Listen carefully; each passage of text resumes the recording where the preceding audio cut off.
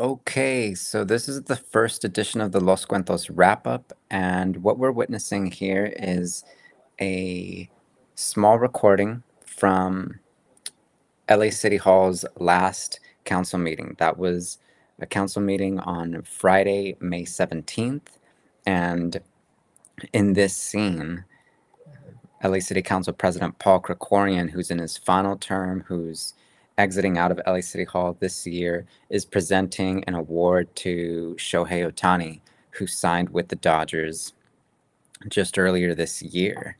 And this was a very important day for LA City Council because not only was Ohtani honored, but another honoree on this Friday morning, going into the afternoon in LA. Another critical figure for Los Angeles, Father Greg Boyle of Homeboy Industries, was also honored. And so Friday, May 17th itself was actually declared Shohei Ohtani Day, while this Sunday, May 19th, at the time of this recording, was declared Father Greg Boyle Day by the LA City Council.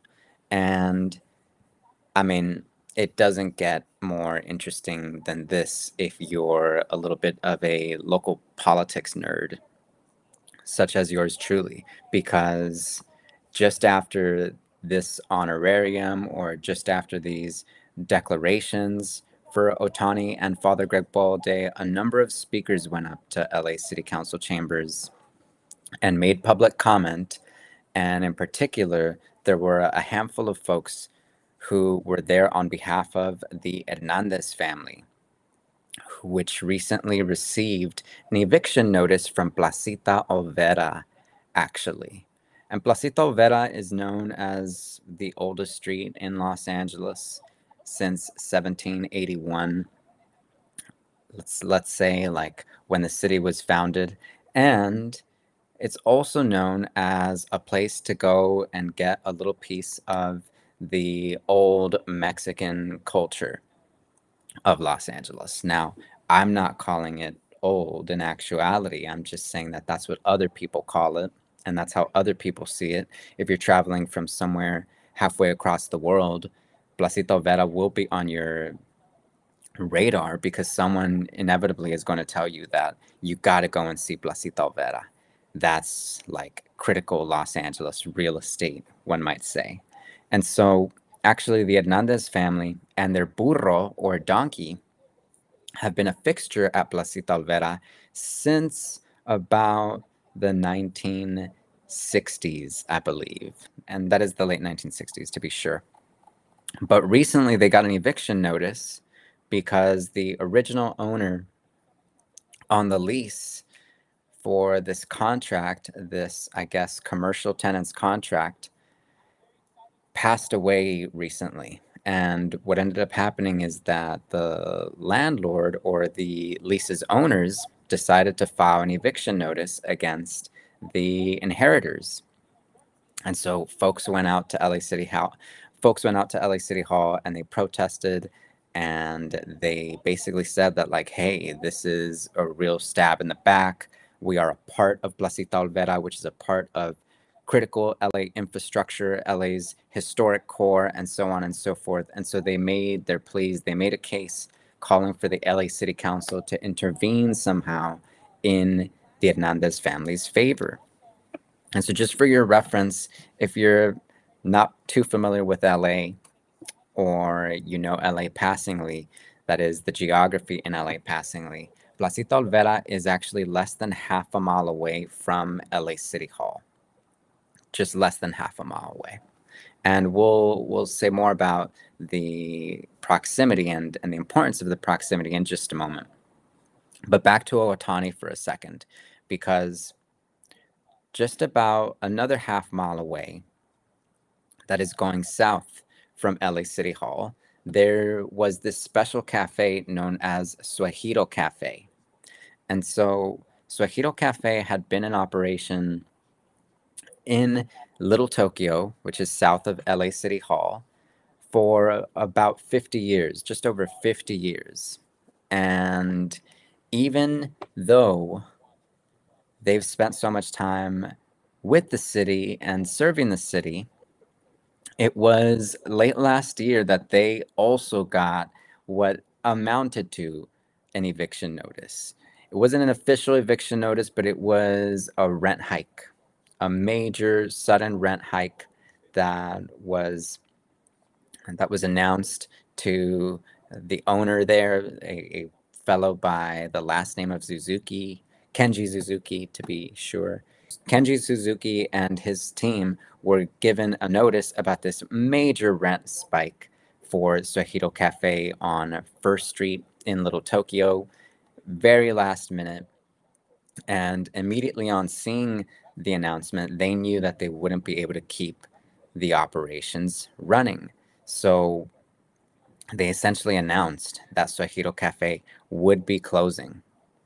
And what happened then is that a number of different community groups got out, made a lot of noise, protested, and also called on the LA City Council, as well as the LA County Board, or any of our local elected officials or representatives to come out in support of Suehiro.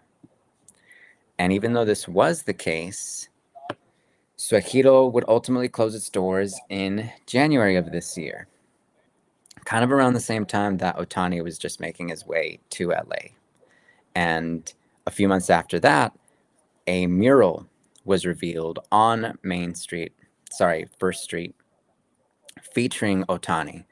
And it was a major event. A lot of people came out. There were even some lowriders there.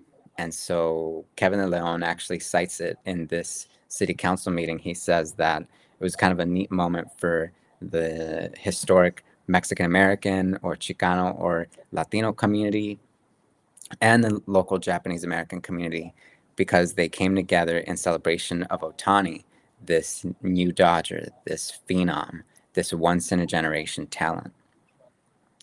And of course, the irony is that just a few months earlier, this 50-year legacy, this 50-year-old cafe had just been closed, even despite the protests of many over its closure, over its sudden and unfair closure for the community. And so this is basically the gist of the wrap up today, and what we're really getting at. If you're new to LA city politics and you don't know too much about institutions like LA City Hall, or LA City Council, I should say, you should know that they have the power to declare things such as Ohtani Day or Father Greg Boyle Day, but they do not have the power nor the right to prevent an eviction notice like that which has been given to the Hernandez family at Plazita Olvera, or like that which was given to Kenji Suzuki and his team over at Suehiro Cafe. They have the power and the resources to make some noise and set up some committees and set up meetings, but at the end of the day, private property in Los Angeles, especially when owned by the bigwigs, tends to have its way. And so this is what LA City Council is in 2024. It's also what the LA County Metro Board largely tends to be in 2024. They tend to be institutions where private property, especially owned by bigwigs out there, gets its way, even despite public outcry, even despite protest, even despite a lot of noise by members of the community who are trying to hold this institution accountable as an institution that is supposed to met out fair and equal representation to all of us here in Los Angeles, not just those with deep pockets. So it's an interesting equation as Ohtani comes into Los Angeles, because one can't help but wonder, especially if you're tuned into such work as that of JT the LA Storytellers, where we recently featured Vincent Chente Montalvo, who spoke about his and his family's time on the so-called Chavez Ravine and how the Dodgers organization forcefully evicted them and a number of other Mexican-American families from the land in order to place Dodger Stadium and a police academy on top.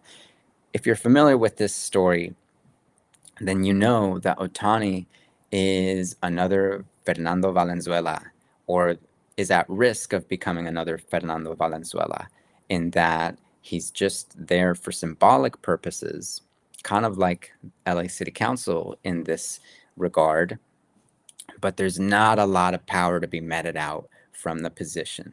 Even though he's a real critical figure, at the end of the day, he is another employee of a $5.4 billion organization such as the Dodgers, and he's got to abide by what the Dodgers call and ask for. And in 2024, with the Olympics just around the corner and with the World Cup also coming to LA soon, organizations like the Dodgers are not interested in the defense of the Hernandez family or in reparations for Vincent Chente Montalvo's family and and and land back for the Quiche Nation. They're not interested in Suehiro Cafe and the 50-year legacy that small businesses like Suehiro Cafe have contributed to the making of Los Angeles. And so I simply can't help but wonder if Ohtani will go that route and if he'll be just another figure who we point to and who we celebrate without getting a whole lot of material achievements from off the field and outside of the uniform for people just like Ohtani and for people just like the Hernandez family. Because, hey, it's Los Angeles and it's 2024 and private property is out to get its share, I suppose, of the next boom and the next great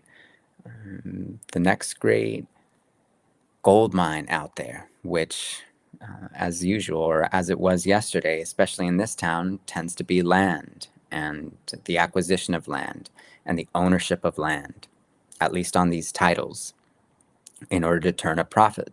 So that's just a little bit of the wrap up for today, or that's the introductory wrap up. I hope you enjoyed it. We'll definitely be back with more soon. But in the meantime, stay vigilant and stay tuned. It's J. T. out with more soon.